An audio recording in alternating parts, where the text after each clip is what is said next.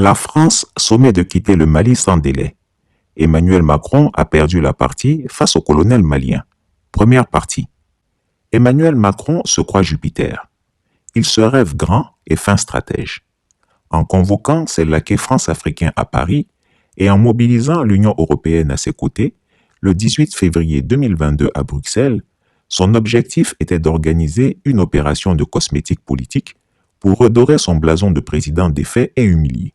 Bonjour Antoine Glaser. Bonjour. Grand spécialiste de l'Afrique. Vous avez publié Macron dans le piège africain aux éditions Fayard et vous nous disiez que Macron était tombé dans le piège africain. Aujourd'hui, il annonce le retrait de Barkhane, du Mali, des troupes. C'est un échec, oui ou non? Oui, c'est un échec. Même les militaires ils vous disent que c'est vrai. Ils disent carrément l'opération Serval, qui était sur un seul pays en 2013, c'était vraiment c'est ce qu'il fallait faire. La France a été applaudie. Rappelez-vous François Hollande en train de dire c'est le plus beau jour de ma vie politique. Et en fait, les militaires disent eux-mêmes, bien sûr, ils disent on s'est laissé embarquer dans une sorte d'euphorie et on n'aurait jamais dû faire Barkhane après finalement Serval parce que c'est armée conventionnelle, etc. Et on aurait dû à un certain moment donné, en particulier après l'élection d'Ibrahim Boubacar Keïta, dire aux Maliens voilà, maintenant vous avez un président élu, c'est votre affaire. D'autres militaires disent oui, par exemple quand on a tué Troukdel, qui était pas justement un Malien, mais qui était aussi algérien, c'était les anciens du GIA, GSPC, Al-Qaïda du Maghreb islamique, on aurait dû aussi, ils appellent ça une bretelle de secours, mais d'avoir maintenu une présence comme ça, avec une armée conventionnelle, à l'ancienne, très lourde, et finalement avec des problèmes de logistique et surtout avec ces convois avec des drapeaux français, tout ça, ça correspondait plus du tout à la période dans laquelle on est, avec une espèce de retour de l'impensé en Afrique pour les jeunes Africains. Ils ont l'impression que c'est encore qu'on est à la période de la guerre froide de la France-Afrique des années 80. En effet, depuis un moment, les relations entre Bamako et Paris sont exécrables. Le peuple malien réclame de la France respect et considération. Le gascon de Macron, le verbe haut dans une série de déclarations indignes d'un chef d'État, a cru pouvoir humilier les autorités de la transition malienne et par là même tout le peuple malien. Mal lui en a pris. Le fier peuple malien a donc exigé que la coopération militaire avec Paris soit respectueuse de la souveraineté du Mali. Jean-Yves Le Drian, vous l'avez entendu, qui n'a pas mâché ses mots face à une junte selon lui légitime. Alors écoutez aujourd'hui la réaction de son homologue, le ministre malien des Affaires étrangères. Il était justement au micro de Marc Perelman et Christophe Boisbouvier. Ce sont des propos empreints de mépris, ce sont des propos que je condamne, qui sont inacceptables. Et je crois que les insultes ne sont pas une preuve de grandeur. Nous sommes disposés à discuter avec la France ou d'autres sur des questions de substance. Il ne s'agit pas de questions irresponsables. Ce que nous essayons de faire, c'est de défendre les intérêts de notre pays. Toute présence étrangère au niveau du Mali doit répondre aux règles maliennes, doivent aussi aller dans le sens des intérêts supérieurs du Mali, surtout pour la présence de forces étrangères. L'élection présidentielle pointant à l'horizon, Emmanuel Macron a cru pouvoir faire passer la pilule de son échec personnel dans la tentative de mise sous tutelle du Mali et de ses habitants via la fumeuse opération Barkhane par son activisme spectaculaire auquel on a assisté ces jours. Avant le début du sommet Union européenne-Union africaine, il a programmé une conférence de presse pour essayer de donner une autre lecture de la défaite politique et militaire de la mission française au Mali. Il s'est évertué à faire croire que le retrait de la France du Mali procédait d'une grande stratégie géopolitique et diplomatique internationale. Je voudrais vous dire que dans les circonstances actuelles, c'est le Mali qui s'isole. Parce que le sujet que nous avons devant nous, ce n'est pas un sujet franco-malien. C'est un sujet entre la communauté internationale et le Mali. C'est un sujet entre les Africains et le Mali. C'est un sujet entre les Européens, les Africains et le Mali. Il arborait à ses côtés deux valets de service que sont Macky Sall et Nana Akufo-Addo, venus d'Ardar se figer à ses côtés et se mettre au garde-à-vous devant les journalistes invités pour témoigner de ce cirque politico-diplomatique. C'était quasiment ubuesque de voir deux chefs d'État africains obéir au doigt, à l'œil et obtempérer, le petit doigt sur la couture du pantalon, comme de bons petits soldats obéissants et disciplinés. Hébété et ne sachant comment se tenir correctement face à la presse, et sachant bien qu'il n'était là que pour le décorum, comme des ingrédients supplémentaires d'une sauce déjà cuite et prête à être servie. Pendant ce temps, au Mali, alors que la menace se poursuit, alors que 800 à 900 mercenaires issus d'un pays avec lequel on est plus qu'en compétition, on est presque en confrontation aujourd'hui, comment vous voyez ces prochaines semaines jusqu'à juin? Tu veux dire un mot, Macky, là-dessus? Voilà, je crois qu'il s'agit du redéploiement ou de la réarticulation. C'est peut-être plutôt une question au chef des armées françaises. Pour être très concret. Brandi comme caution africaine à la décision unilatérale française de se retirer du Mali, la justifiant même, implorant les larmes aux yeux la Grande France de ne pas les abandonner à la furie des djihadistes et la suppliant de se déployer sur leur sol où elle sera accueillie comme reine et salvatrice. Comme je l'ai dit, nous avons commencé à fermer des bases au nord. Nous allons donc progressivement fermer, dans un exercice qui va prendre 4 à 6 mois, les bases qui sont présentes au Mali. Pendant ce temps, nous allons déployer des forces importantes fois logistiques et de sécurisation de notre retrait, de même que nous allons continuer d'assurer les missions de sécurisation de la MINUSMA. Avec l'accord des autorités nigériennes, des éléments européens seront repositionnés aux côtés des forces armées nigériennes dans la région frontalière du Mali. Chers auditeurs, les présidents africains qui se tenaient aux côtés d'Emmanuel Macron ce jour-là, à vrai dire, ne servaient pas à grand-chose. Ils étaient là juste pour faire croire à l'électorat français, en cette période de pré-campagne électorale hexagonale, que le revers et l'humiliation subis par la diplomatie macronienne au Mali étaient au contraire de la haute politique. Mieux, que c'est Emmanuel Macron qui avait gagné le bras de fer avec les autorités maliennes, que c'est lui qui avait décidé de lui-même de partir du Mali, qu'il avait acté qu'il ne voulait pas travailler avec des putschistes au pouvoir, etc. Vu cette situation, vu la rupture du cadre politique et vu la rupture du cadre militaire, nous ne pouvons pas rester en état. Et donc nous avons engagé des concertations. Nous avons engagé des concertations avec l'ensemble des pays de la coalition. Vous savez, nous sommes dans une coalition. Mais il faut rester ou pas là-bas? On ne peut pas rester comme cela.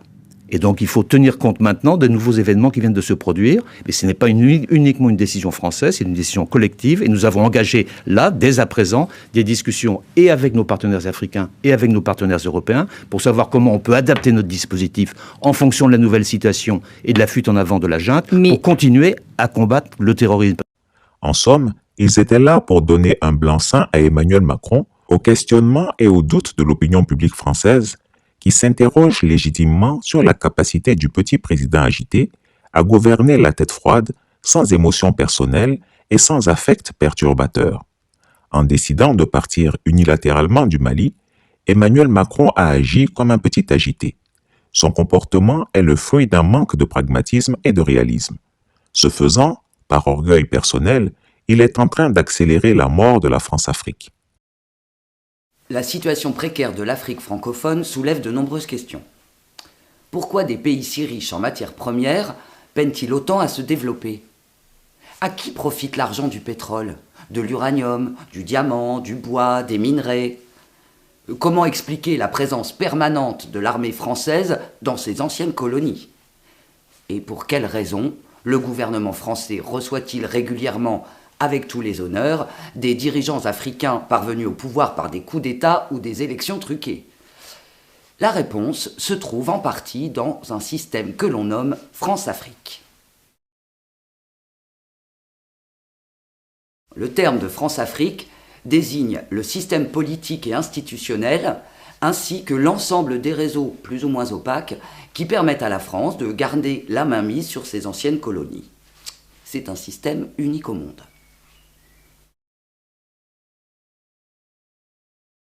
Pourquoi? L'avantage pour la France est économique et politique. La France-Afrique garantit à la France son accès aux matières premières stratégiques, pétrole, uranium, minerais, ainsi qu'aux cultures de rente, coton, bois, plantations agricoles.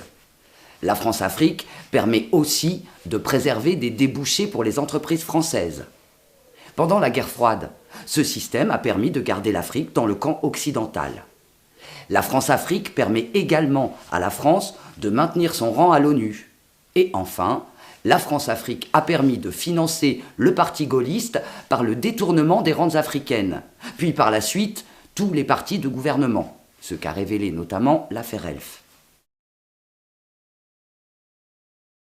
Ce système a été mis en place au moment des indépendances africaines, donc en 1960, par le sommet de l'État français, le général de Gaulle, avec son conseiller Jacques Foccart.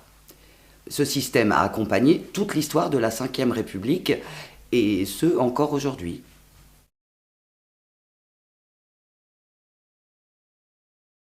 Ce néocolonialisme se traduit par le pillage des matières premières, la corruption, le détournement de l'aide au développement, le soutien aux dictatures et les trafics en tout genre. Il s'opère par ailleurs avec la complicité de nombreux chefs d'État africains, amis de la France. Il s'agit en fait de chefs d'État installés au pouvoir par la France et acquis à ses intérêts. Emmanuel Macron ne s'en est pas caché en avril 2021 lorsqu'il s'est rendu aux funérailles du président tchadien Idriss Déby, saluant la mémoire d'un ami courageux de la France. Il a ensuite adoubé la prise de pouvoir par le fils du dictateur tchadien. Pour maintenir ses amis au pouvoir, tous les moyens sont bons. Élections truquées, coup d'État, assassinat politique, soutien militaire via des accords de défense secrets.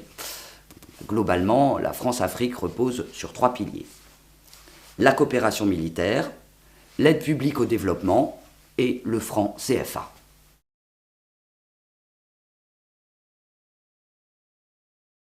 Depuis plus de 50 ans, la présence militaire française en Afrique est un des piliers de sa politique d'ingérence.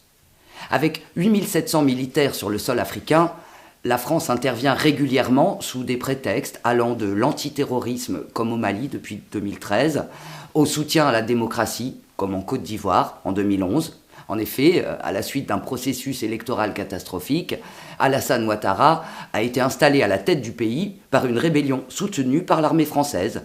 Autre exemple, au nom du maintien de la paix, 2 Mirages français ont bombardé une colonne de rebelles qui s'apprêtait à marcher sur N'Djamena au Tchad en 2019. Le deuxième pilier du système France-Afrique, c'est l'aide publique au développement. Ce qui représentait 3,6 milliards d'euros pour l'Afrique en 2020. Ce qu'on appelle aide publique au développement, c'est en fait un mélange de prêts d'allègement, de dettes et de dons. Et dans le calcul des dons, la France comptabilise les frais d'accueil des réfugiés en France, le coût des étudiants africains en France, les dépenses visant au rayonnement culturel et à la promotion du français. Bon, en clair, l'aide au développement, c'est un outil de tutelle au service des intérêts de la France et de ses entreprises. Le franc CFA, c'est la monnaie imposée par la France à ses anciennes colonies depuis 1960. Elle est fabriquée en France. Le franc CFA lie 15 pays d'Afrique à la France et les empêche d'être souverains économiquement, tout en permettant à la France de contrôler leur politique monétaire. Le franc CFA, c'est la dernière monnaie coloniale encore utilisée dans le monde. Les conséquences du système France-Afrique sont dramatiques. Dictature, crimes, guerre, pauvreté, migration, pollution se développent sur le continent, tandis que l'impunité des acteurs militaires, économiques, politiques français est garantie, même lorsqu'ils vont jusqu'à se rendre complices de génocide, comme au Rwanda en 1994 lors du génocide des Tutsis.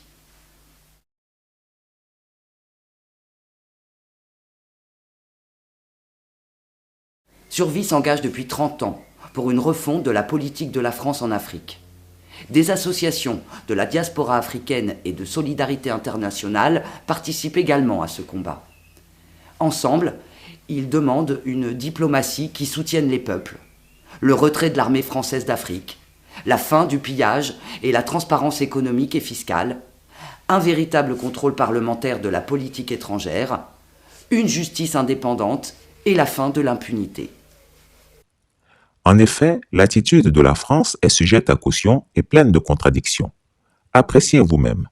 D'un côté, on a un Macron qui clame urbi et orbi qu'il ne reconnaît pas les autorités de la transition au Mali, qu'il ne discute pas avec elles, que ce sont de sales putschistes, et de l'autre côté, le même Macron ne dédaigne pas de s'asseoir avec Alassane Ouattara, Un putschiste civil qui s'est imposé dans le sang d'au moins une bonne centaine de ses compatriotes. Monsieur le Président Patrick Caner, vous avez raison, la situation au Mali et au Sahel en général et dans cette partie de l'Afrique est extrêmement préoccupante.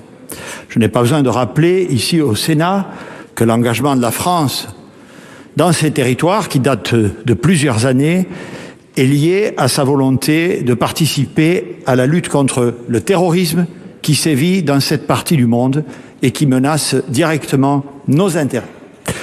S'agissant de la situation plus particulière du Mali, vous dites le Mali n'est pas seul responsable. Ben, si, Monsieur le Président Caner. Je rappelle à ce que vous savez toutes et tous, il y a eu un coup d'État au Mali à l'été 2020 qui a donné lieu à une junte, coup d'État que la France et bien d'autres, que la communauté internationale, cher Président, a condamné. La même communauté internationale, à commencer par la CEDEAO et les États africains, ont demandé à ce que la junte s'engage le plus vite possible sur un processus aboutissant à des élections pour rétablir un fonctionnement régulier des pouvoirs publics maliens. Après s'y être engagée, la junte malienne, vous le savez, qui avait donné des délais, est revenue sur sa parole. Cette même junte malienne, qui, tout le Sénat le sait, a sollicité un groupe dont je n'ai pas ici besoin de citer le nom, mais qui s'est déjà illustré dans d'autres États africains par des exactions totalement condamnables. Et c'est cette même junte malienne qui a fait l'objet d'une condamnation unanime pour la gestion de son processus démocratique, et notamment de la CEDEAO, qui, oui, a expulsé notre ambassadeur, qui, oui, a expulsé le représentant de la CEDEAO, et qui, oui, a expulsé, dans le cadre de la force Takuba, le Danemark. C'est un pays qui s'isole, qui cherche la confrontation. Mieux, il posait fièrement avec le putschiste tchadien Mahamat Déby Itno Dikaka, qui s'est octroyé l'an dernier le grade de général d'armée 5 étoiles et qui s'est emparé du pouvoir à la suite de l'assassinat violent de son père, le maréchal d'opérette du Tchad, Idriss Déby Itno. Ce putschiste a pris le pouvoir en avril 2021 sur le corps encore chaud de son père, en enjambant le président du Sénat, dauphin constitutionnel, en dissolvant le gouvernement, le Parlement, en fermant toutes les frontières et en s'installant à la tête de l'État pour une transition dont 10 mois après, il n'a pas encore précisé la durée ni les modalités. Comment Emmanuel Macron arrive-t-il à expliquer à ses compatriotes qu'il est un démocrate anti-putschiste quand il s'acoquine dans le même temps avec son ami Kaka, qu'il présente partout comme son protégé? Quelle est la crédibilité de la parole française sur la question de la légitimité démocratique en Afrique quand dans le même temps, quand Idriss Déby décède, on laisse une junte avec son fils à la tête du Tchad, parce que là on a aussi des intérêts géostratégiques. Comment est-ce qu'on laisse un président comme Monsieur Sassou Nguesso gagner des élections sans réel opposant et alors certes on l'adoube pas, mais enfin on fait quand même un gentil communiqué pour féliciter Monsieur Sassou Nguesso d'avoir gagné les élections. Donc on voit bien quand même que la parole, il faut pas croire que les peuples africains, que ce soit les Maliens, les Ivoiriens, les Sénégalais, ils écoutent aussi ce que la France dit sur tel ou tel autocrate africain. Et la position dans la zone sahélienne, la position française au Tchad est illogique au regard de ce que la position française semble demander aux Maliens. Pourquoi la junte malienne, on lui demanderait de céder la place, alors que la junte tchadienne, on lui demande pas? Il faut savoir. Vous avez raison. Fin de la première partie. Chris Yapi ne ment pas. Retrouvez Chris Yapi sur son nouveau compte Twitter, ses 2 chaînes YouTube, sa chaîne Dailymotion, Instagram et Mediapart.